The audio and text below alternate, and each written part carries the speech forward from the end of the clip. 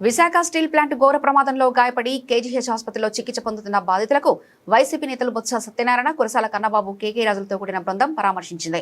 అనంతరం మీడియాతో బొత్స మాట్లాడుతూ ఈ ప్రమాదంలో 8 మంది కార్మికులు చనిపోవడం అత్యంత బాధాకరమని అన్నారు. బాధితులు కోరుతున్న పరిహారం గొంతమ కోరిక కాదని, ప్రభుత్వం వారి డిమాండ్లను తక్షణమే అంగీకరించాలని తెలిపారు. టీడీపీ కూటమి ప్రభుత్వం అధికారంలోకి వచ్చినప్పటి నుంచి స్టీల్ ప్లాంట్ ను తమ తాబేదారులకు కట్టబెట్టేందుకు, ప్రైవేటీకరణ చేసేందుకు కుట్రలు చేస్తుందని మండిపడ్డారు.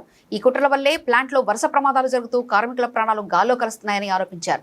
స్టీల్ ప్లాంట్ నుంచి సమర్థులైన, అనుభవజ్ఞులైన అధికారులను దొడ్డిదారిన బదిలీ చేయడం వల్లే ఈ భారీ ప్రమాదం చోటు చేసుకుందని బొత్స విమర్శించారు.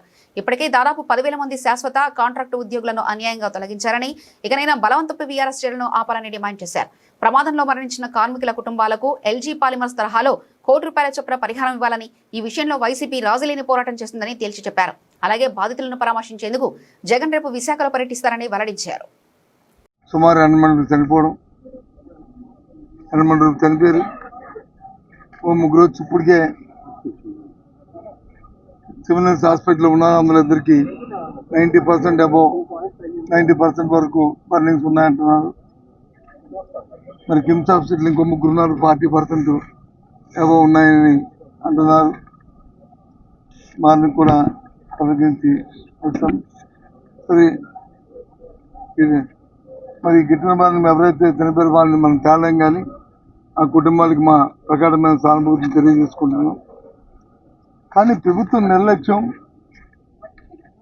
ప్రభుత్వ తాలూకా అసత్వాన్ని ఈ నేపథ్యంలో చెప్పక తప్పదు. సంఘటన ఎటువంటి అయినప్పటికీ కూడా మాట్లాడ తప్పదు.